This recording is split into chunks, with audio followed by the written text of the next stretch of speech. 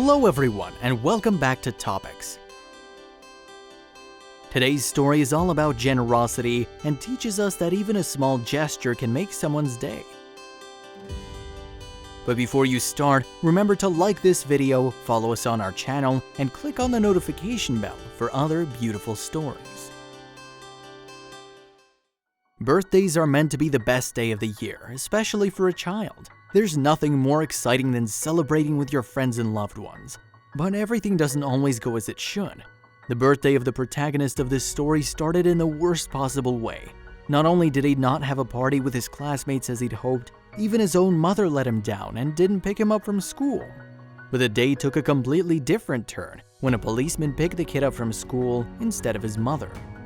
The child protagonist of today's story is called Tom. On the morning of his birthday, Tom woke up more excited than ever and immediately ran into the kitchen expecting to find a nice birthday cake. But to his great disappointment, there was no cake, no presents, nothing. His mother must have forgotten his birthday. There's nothing sadder for a child than seeing his birthday go unnoticed, forgotten even by his mother. However, Tom decided that he wouldn't let it get him down, hoping that mom would make it up to him later. While his mother was driving him to school, however, Tom couldn't hide his disappointment and asked her if she'd forgotten what day it was. Mom burst out laughing and reassured him she hadn't forgot his birthday at all. On the contrary, she'd thought of an incredible surprise for after school. She'd organized a party with all his classmates.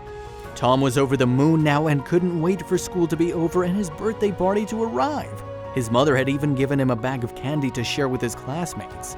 Neither Tom nor his mother, however, could have imagined that party would never happen. Tom's mom was a single mom and worked very hard to get her and her son to the end of the month. She had 3 different jobs starting at 5 a.m. and ending at midnight. Even though she worked an hour and a half away from home and her day was so stressful, she always arrived just in time to pick Tom up from school. Since she was working so hard, she took a special leave for that day, as she wanted to make sure she could spend her son's birthday with him. Meanwhile, the last bell had finally rung at school. Tom had asked his classmates if they were ready for his party that night, and he was so excited. But once out of school, all the parents of his classmates had arrived to pick them up, and Tom was waiting outside for his mother. She was usually always on time, so Tom kept waiting, expecting his mother to arrive at any moment. However, he was soon the last child left, and he had no clue where his mother was. Eventually, one of the teachers realized that Tom was out there alone and went to ask the child who he was waiting for. He answered that he was waiting for his mother, but she hadn't arrived yet. Then the teacher walked Tom back inside the school and looked for his mother's number to contact her. But as soon as she was able to call her, she had a nasty surprise. Apparently, Tom's mother had been involved in a small car accident, just as she was leaving the parking lot after work to go and pick up her son. Luckily, she was fine and nothing serious had happened, but the police had to step in, and she had no idea when she'd be able to get to school. So the teacher took Tom to the secretary's office where she looked for the child's enrollment documents. There had to be another emergency contact somewhere. But while searching through the papers, the teacher heard Tom tell the secretary it was his birthday and he was looking forward to his party that night. The teacher didn't have the heart to tell him that there probably wouldn't be any celebration. But after 10 minutes of searching in vain, the teacher soon realized that Tom's file was incomplete. There was no alternative contact. The only emergency phone she had was Tom's mother's.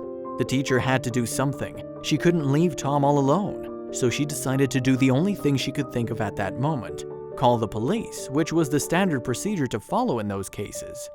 The police station immediately sent Officer Daryl Robinson, who arrived at the school and recognized Tom immediately. He'd already seen the child and knew that day was his birthday.